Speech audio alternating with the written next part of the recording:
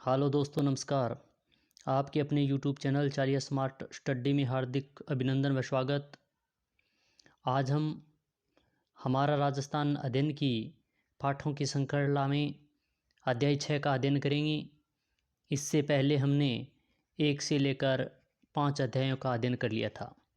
अगर अभी तक उन पाठों का आपने नहीं अध्ययन किया है तो प्लेलिस्ट में जाकर एक बार अवश्य उनका अध्ययन करें।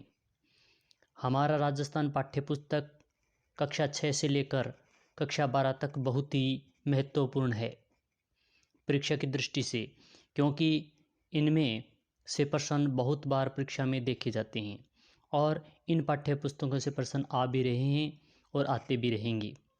तो इसलिए आप इन पाठों का हमारा राजस्थान पुस्तक है उनका एक बार अवश्य आप अच्छे तरीके से अध्ययन करेंगे। तो आप हमारे साथ बने रहें। हमने अभी कक्षा 6 की पाठ्यपुस्तक का अध्ययन कर रहे हैं। इसके बाद में 7वीं 8वीं 9वीं 10वीं 11वीं 12वीं का भी हम बारी बारी से धीरे धीरे अध्ययन करेंगे। तो आज हम कक्षा 6 की अध्याय 6 राजस्थान का भौतिक स्वरूप के बारे में समझेंगे और जानेंगे। तो शुरू करते हैं आज का अध्याय 6। पिछले अध्याय में हमने राजस्थान की राजनीतिक और प्रशासनिक स्वरूप तथा अवस्थिति का अध्ययन किया।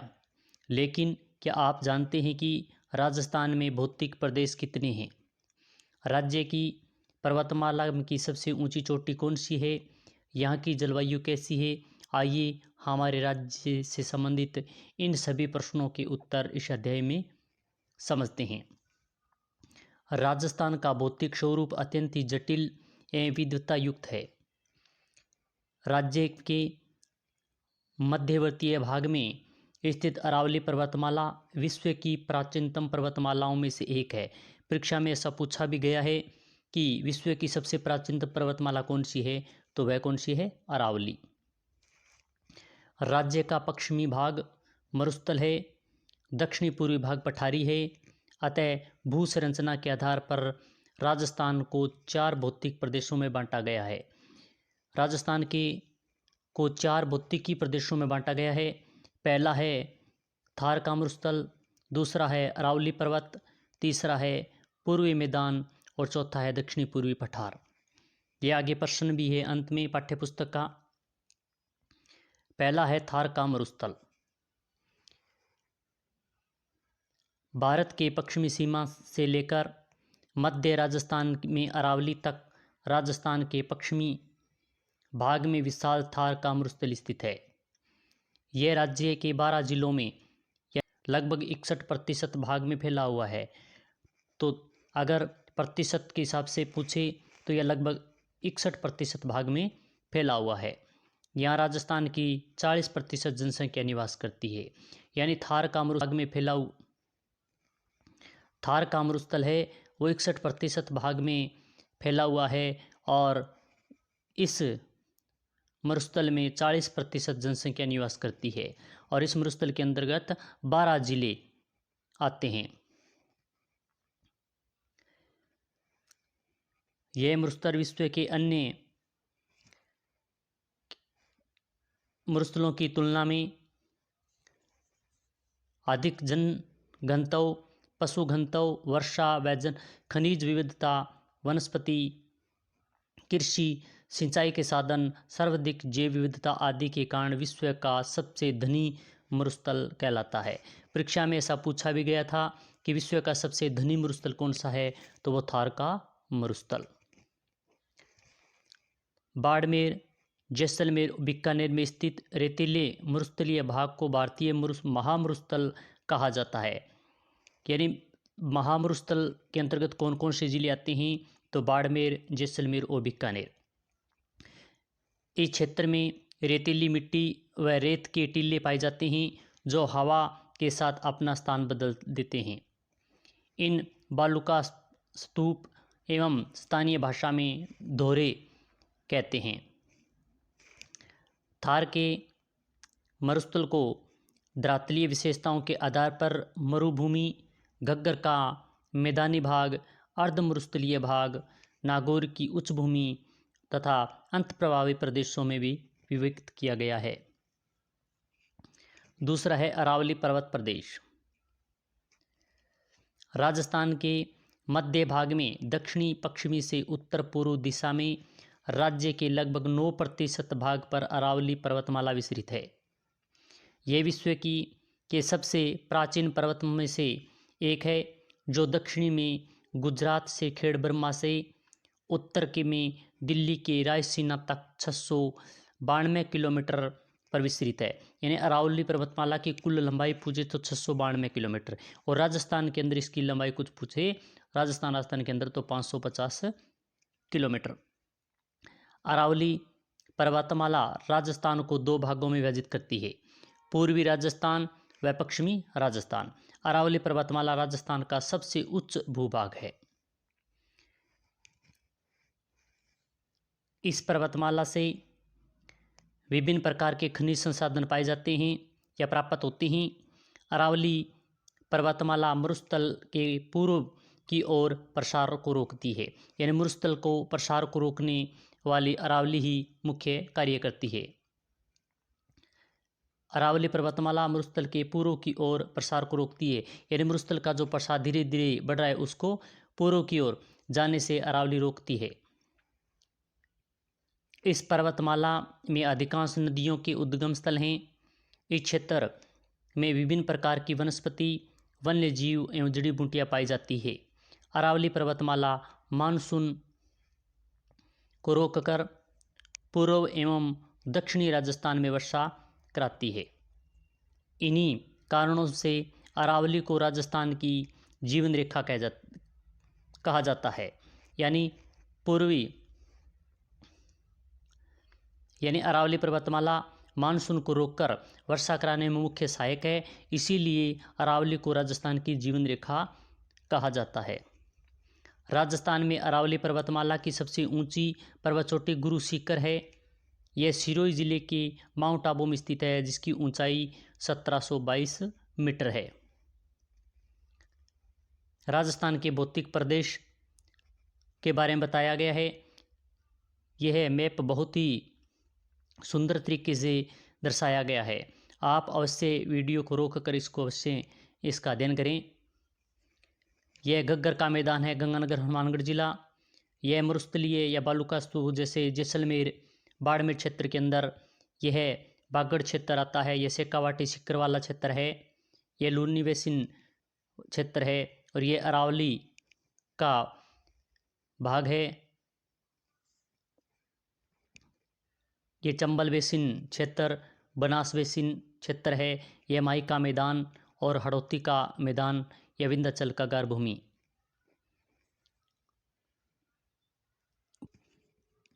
तीसरा है पूर्वी मैदान।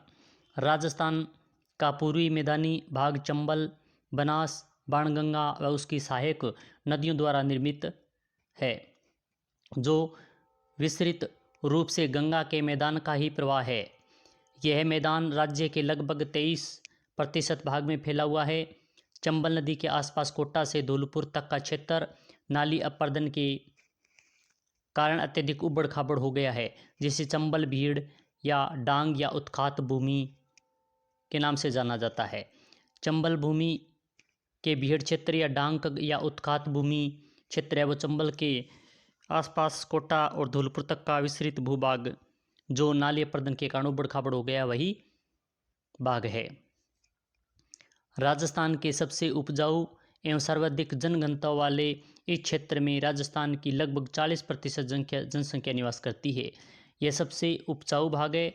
सबसे ज़्यादा जनसंख्या पूर्वी मैदानी भाग में ही निवास करती है।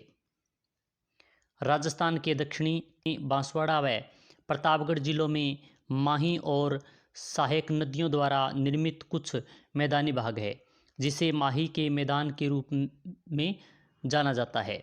56 गांवों के समूह एवं 56 नदी नालों से निर्मित मैदान के कारण इसे 56 का मैदान कहा जाता है।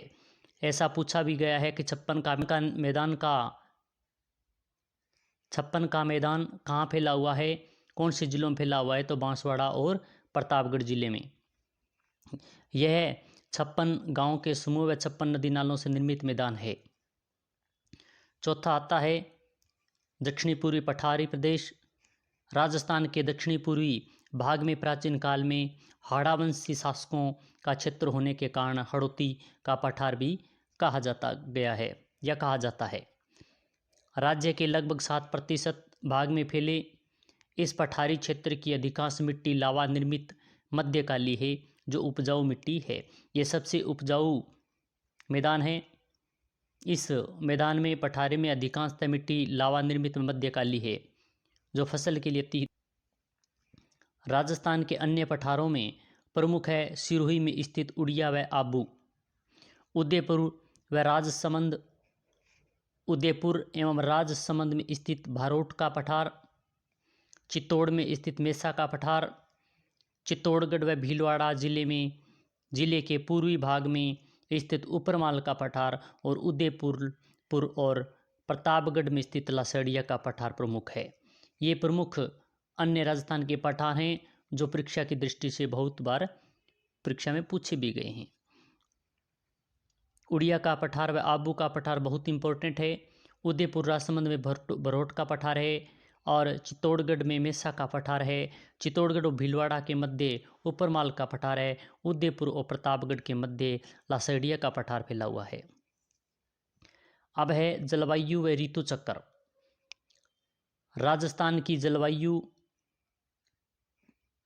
पर मानसून का स्पष्ट प्रभाव है। प्रदेश की अक्षांशीय स्थिति और भारतीय उपमहाद्वीप में उत्तर पश्चिम स्थित समुद्र से दूरी, अरावली पर्वत की स्थिति और प्रदेश के विस्तार के कारण राजस्थान देश का एकमात्र प्रदेश है जहां 5 प्रकार की जलवायु परिस्थितियां उपलब्ध है। जहां राज्य के पश्चिमी में लगभग 61% भाग में शुष्क व अर्ध शुष्क मरुस्थलीय जलवायु है, वहीं अरावली के पूर्व में जलवायु एवं उत्तर पूर्वी जिलों में उप आर्द्र जलवायु, सवाई माधोपुर से लेकर उदयपुर तक आर्द्र जलवायु एवं दक्षिणी में बांसवाड़ा व दक्षिणी पूर्वी के झालावाड़ जिलों में अति आर्द्र जलवायु पाई जाती है, जहां औसत वार्षिक वर्षा लगभग 100 सेंटीमीटर है। जलवायु की औसत अवस्थाओं के आधार पर यह कहा जा सकता है कि राजस्थान भारत के अन्य प्रदेशों की तुलना में अधिक शुष्क है।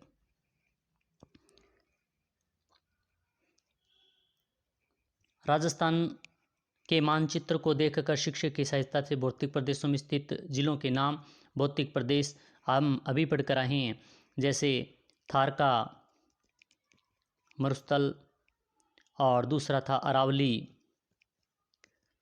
पर्वत, तीसरा था पूर्वी मैदान और चौथा था दक्षिणी पूर्वी पठार। पहला है थार का मरुस्थल, तो थार के मरुस्थल के अंतर्गत बाड़मेर जिला आता है, जैसलमेर जिला आता है, चूरू, जोधपुर और हनुमानगढ़ का कुछ भाग भी इसके अंतर्गत आता है। दूसरा अरावली है, तो अरावली के अंतर्गत सिरोही, उदयपुर जिला, राजसमंद, अजमेर,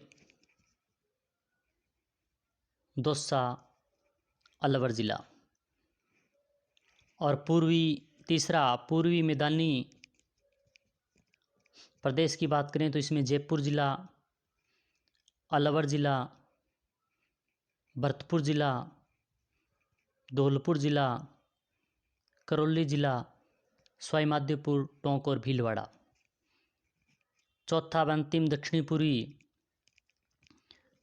पठारी प्रदेश के अंतर्गत भीलवाड़ा जिला आता है, कोटा आता है, बूंदी जिला आता है, झालावाड़ जिला आता है और बाना।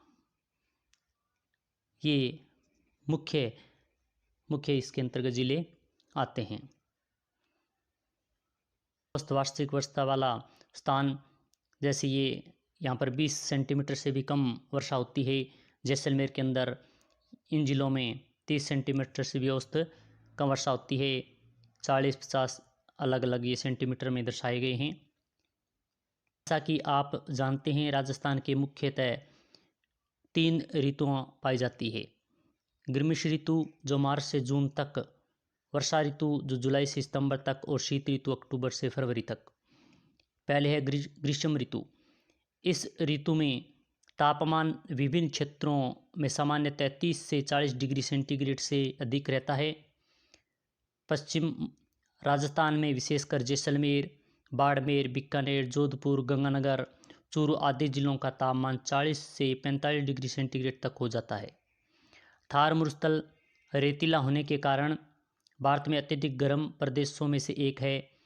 रेत जल्दी गर्म होती है, वह जल्दी ठंडी होती है। अतः मरुस्थल में इस ऋतु में दिन का तापमान बहुत बढ़ जाता है और रात में कम हो जाता है, जिससे दैनिक एवं वार्षिक तापांतर भी अधिक होता है। ऊंचाई के कारण माउंट आबू इस ऋतु में राजस्थान का सबसे ठंडा स्थान रहता है। यह भी जानें, राजस्थान में ग्रीष्म ऋतु में चलने वाली अत्यंत गर्म व धूल भरी हवाओं को लू कहा जाता है। यानी राजस्थान में ग्रीष्म ऋतु में जो धूल भरी आंधियाँ चलती है, हवाएं चलती है, उन्हें लू कहा जाता है। कभी कभी इनकी गति 100 किलोमीटर प्रति घंटा से भी अधिक होती है। दूसरी आती है वर्षा ऋतु। राजस्थान की 90 से 95% तक वर्षा इस ऋतु में होती है, जो मानसूनी हवाओं से जुलाई से सितंबर के मध्य होती है। यहाँ अरब सागर और बंगाल की खाड़ी दोनों शाखाओं के मानसून से वर्षा होती है। बंगाल की खाड़ी के मानसून से राजस्थान में अधिक वर्षा होती है, जो अधिकांशतः पूर्वी राजस्थान में होती है। अरब सागर के मानसून से अधिकांशतः वर्षा दक्षिणी राजस्थान में होती है। सर्वाधिक वर्षा झालावाड़ जिले जो लगभग 100 सेंटीमीटर से भी तक होती है, जिसे राजस्थान का सबसे आर्द्र जिला माना जाता है। यानी ऐसा परीक्षा में प्रश्न आया हुआ भी है कि इस राजस्थान का सबसे आर्द्र जिला कौन सा है, तो कौन सा है? झालावाड़। सबसे कम वर्षा जैसलमेर में लगभग 10 सेंटीमीटर तक होती है। सबसे अधिक वर्षा प्राप्त करने वाला स्थान पूछे तो माउंट आबू है। यहाँ औसत 150 सेंटीमीटर वर्षा होती है। राजस्थान के दक्षिणी पूर्वी भाग से उत्तरी पश्चिमी भाग की ओर वर्षा लगातार कम होती जाती है।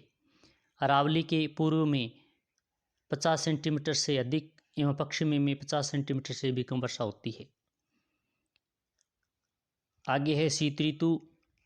राजस्थान में शीत ऋतु में तापमान धीरे धीरे कम होता जाता है।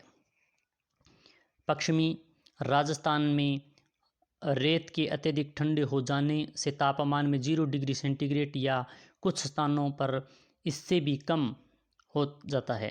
ऊंचाई के कारण ही इस ऋतु में माउंट आबू राजस्थान में अधिक ठंडा रहता है। इस ऋतु में आकाश साफ रहता है और मंद मंद गति से पवन चलती है। उत्तरी भारत से आने वाली शीत लहर के प्रभाव से आने से ठंड बढ़ जाती है। यह भी जानें, भारत में शीत ऋतु से होने वाली वर्षा को मावठ या पश्चिमी विक्षोभ कहा जाता है। यह पाठ्य पुस्तक का प्रश्न भी है। मावठ किसे कहते हैं? तो शीत ऋतु में होने वाली वर्षा को मावठ या पश्चिमी विक्षोभ कहा जाता है। ये चक्रवात भूमध्य सागर से आकर राजस्थान सहित उत्तरी पश्चिमी भारत में वर्षा करते हैं। इसे वर्षा से गेहूं की फसल लाभदायक होती है। मावठ की वर्षा से गेहूं की फसल के लिए सबसे लाभदायक है, जो शीत ऋतु में मावठ की वर्षा होती है।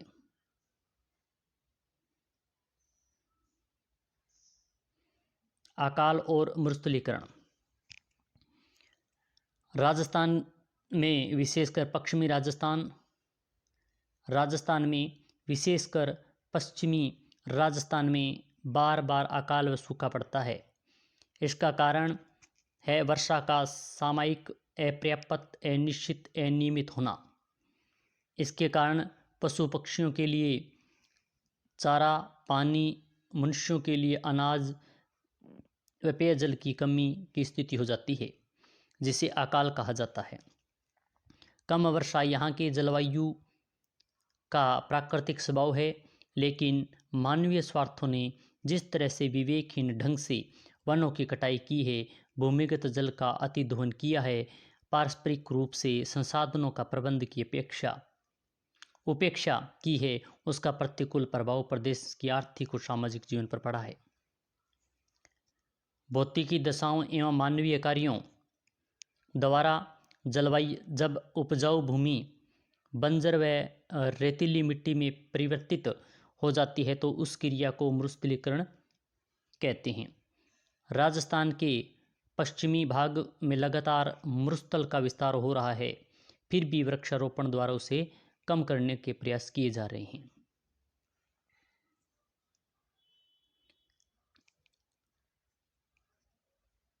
शब्दावली बंजर यानी अनुपजाऊ भूमि होती है, उस बंजर वो है बीहड़ व उत्खात भूमि।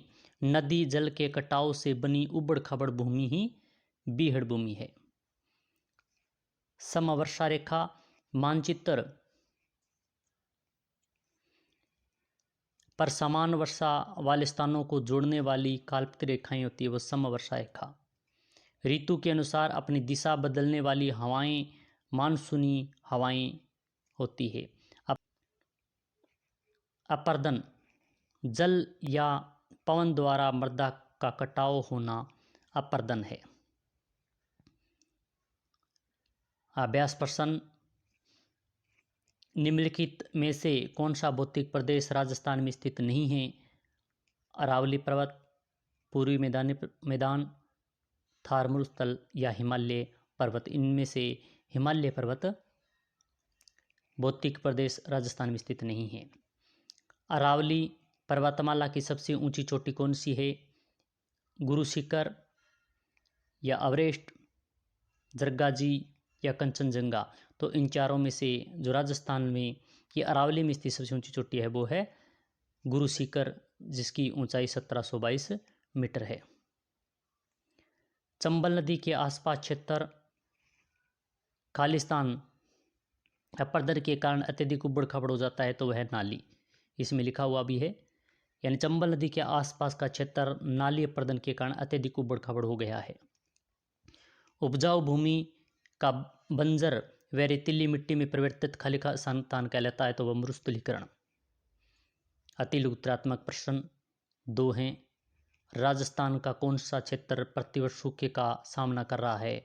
तो वह है थार का मरुस्थल या पश्चिमी राजस्थान का भाग है, वो प्रतिवर्ष सूखे का सामना कर रहा है।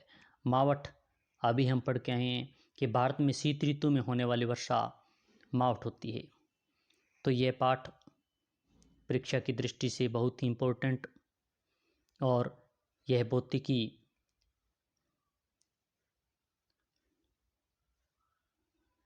राजस्थान का भौतिकी स्वरूप के हर वृत्ति परीक्षा में इनसे संबंधित प्रश्न आ रहे हैं, तो इस पाठ का आप एक बार अवश्य अध्ययन करें। अगर आपको हमारा यह वीडियो पसंद आया तो लाइक, शेयर, सब्सक्राइब कर देना, साथ ही में बेल आइकन दबा देना और इसी प्रकार की। जय हिंद, जय भारत।